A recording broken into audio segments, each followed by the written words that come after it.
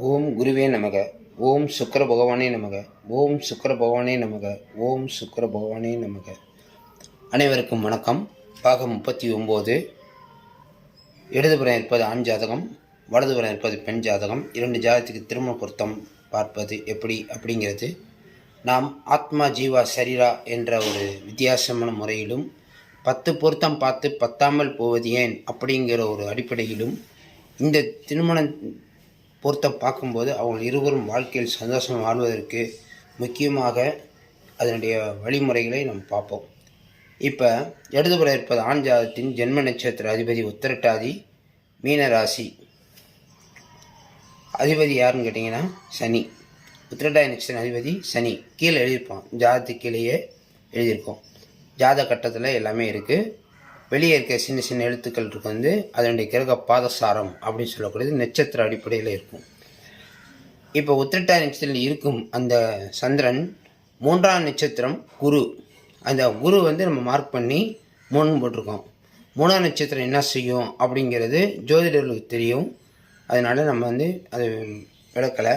இந்த ஜாதத்துக்கு குருவுடைய நட்சத்திரம் எடுக்கக்கூடாது அப்படிங்கிற ஒரு விதியும் இருக்கிறது. அதுக்கு தான் அந்த இடத்துல மார்க் பண்ணியிருக்கோம். சரி, அடுத்தபடியாக இங்கே பார்த்தீங்கன்னா பெண் ஜாதகம் நம்ம புதன் தான் எடுக்கிறோம். அதனால் நம்ம இந்த குருவை பார்க்க தேவையில்லை. அடுத்து 5ஆம் நட்சத்திரம் 7ஆம் நட்சத்திரம் எந்த கிரகம் இல்லை. உத்திரட்டாதி நட்சத்திரத்துக்கு பூர நட்சத்திரம் வேதை, 22ஆவது நட்சத்திரம் போராடம், அங்கேயும் எங்கேயும் கிரகம் இல்லை. ஓகேங்களா? சரி, இப்போ பெண் ஜாதகம் பார்த்துட்டு வந்துடுவோம். 16/6/2000 மாலை 6:50 கேட்ட நட்சத்திரம் 4ஆம் பாதத்தில் பிறந்திருக்கிறாரு. விருச்சிக ராசி கேட்ட நட்சத்திரம் 4ஆம் பாதம். ஓகேங்களா? அந்த கேட்ட நட்சத்திரம் 3ஆவது நட்சத்திரம் பூராட நட்சத்திரம் 3ஆவதாக வருது. அங்கே கிரகம் இல்லை.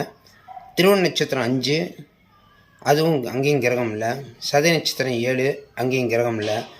வேதை அஸ்வின் நட்சத்திரம், அங்கேயும் கிரகம் இல்லை. 22ஆம் நட்சத்திரம் உத்திரம், கிரகம் இல்லை. அப்போ இந்த ஜாதகத்தில் பாதிப்பு இல்லை அப்படின்னு எடுத்துக்கலாம். முக்கியமாக இன்னொன்று பார்க்கணும்.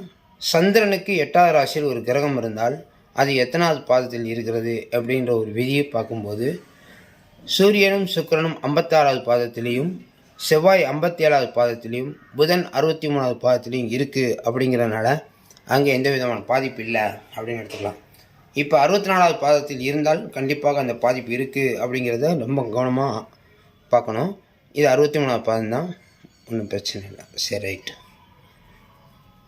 இப்போ 2 ஜாதகத்துக்கும் எப்படி பொருத்தம் பார்க்குறது அப்படின்னு பார்த்தீங்கன்னா இது பேஸ் பார்த்துட்டோம். பொருத்தம் பார்க்குறதுக்கு பார்ப்போம். இப்போ ஆண் ஜாதக ஜென்ம நட்சத்திர அதிபதி சனி. அப்படியே பெண் ஜாதகத்துக்கு வந்துடணும். சனி எடுத்துகிட்டு பெண் ஜாதகத்துக்கு வந்துடணும். பெண் ஜாதக சனி எங்கே இருக்காருன்னு பாருங்கள். ரோகிணி ரிஷபராசியில் இருக்கார். அந்த ரிஷபராசியில் சூரியனுடைய நட்சத்திரத்தில் இருக்கார். கார்த்திகை 2ஆம் பாதத்தில் இருக்கார். சூரியன் மிருகசிரிஷம் 3ஆம் பாதத்தில் இருக்கார். அப்போ சனி, சூரியன், செவ்வாய் இதுதான் ஒரு கிரகம் நல்லா இருந்துச்சுன்னா ஆத்மா ஜீவா சரீரான்றது. இப்போ ஆண் ஜாதக ஜென்ம நட்சத்திர அதிபதி சனி பெண் ஜாதகத்தில் சூரியன் சாரம் பெற்று செவ்வாய் சாரம் பெறும்போது இந்த 2 கிரகம் நல்லா இருப்பதால் கண்டிப்பாக ஆத்மா ஜீவா சரீரா மாறுகிறது, வசியம் ஏற்படுகிறது. இது ஓகே. இப்போ பெண் ஜாதக ஜென்ம நட்சத்திர அதிபதி புதன்.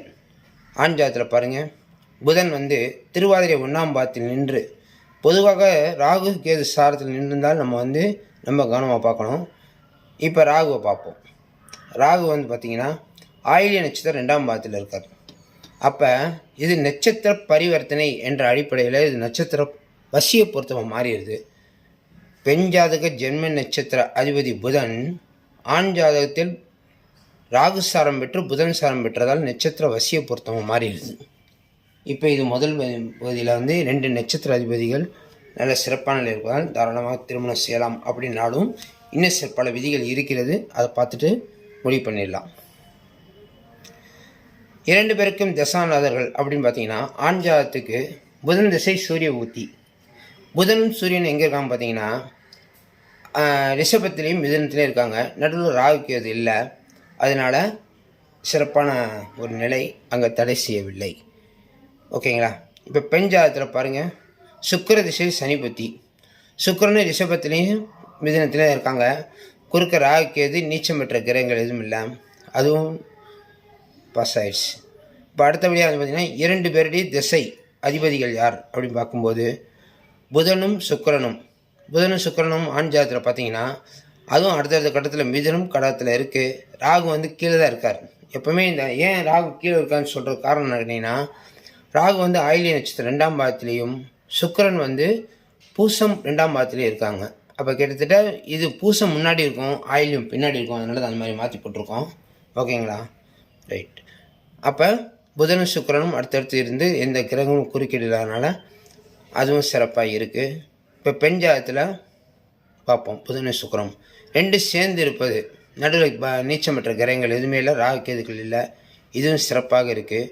இந்த மாதிரி திருமண பொருத்தம் பார்த்து சேர்த்தோம்னா ஆத்மா ஜீவா சரியாக இருந்தால் அவங்க வந்து இருவருக்கும் வசியம் ஏற்பட்டு இருவரும் ஒற்றுமையாக வாழ்ந்து மேலும் மேலும் சிறப்பாக வாழ்வதற்கு இந்த ஆத்மா ஜீவா சரீரம் ரொம்ப பொருத்தம் சிறப்பாக இருக்கும். 10 பொருத்தம் பார்த்து பத்தாமல் போவது ஏன் அப்படின்றனால தான் இந்த மாதிரி ஒரு கிரகம் ராகு சாரமோ கேது சாரமோ நீச்சமற்ற கிரக சாரம் ஏறியிருந்தால் கண்டிப்பாக வசியம் இல்லாதால் அவர்களுக்குள் ஒற்றுமை இல்லாமல் வீண் பிரச்சனைகள், சண்டைகள், சச்சரவுகள் இதெல்லாம் இருக்கும். அதெல்லாம் இந்த ஜாதகத்தில் 2லையுமே இல்லை. திருமண பொருத்தம் மிக அருமையாக அற்புதமாக இருக்குதுன்னு சொல்லியிருக்கோம். பையன் வீட்டில் சொல்லியாச்சு, அவங்க பெண் வீட்டில் பேசுவாங்க. விரைவில் திருமணம் நடக்கும் என்று கூறிக்கொண்டு அடுத்த பதிவில் மீண்டும் அடுத்த ஒரு திருமண பொருத்தத்தை சந்திப்போம். உங்கள் ஜாதகம் திருமண பொருத்தம் பார்க்கணுன்னா இந்த கீழே இருக்க வாட்ஸ்அப் நம்பருக்கு அனுப்புங்க, மேலே இருக்க நம்பருக்கு கால் பண்ணுங்கள்.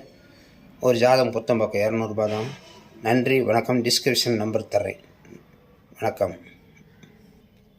பாண்டிச்சேரி ஜோதிடர் முருகன். நன்றி, வணக்கம்.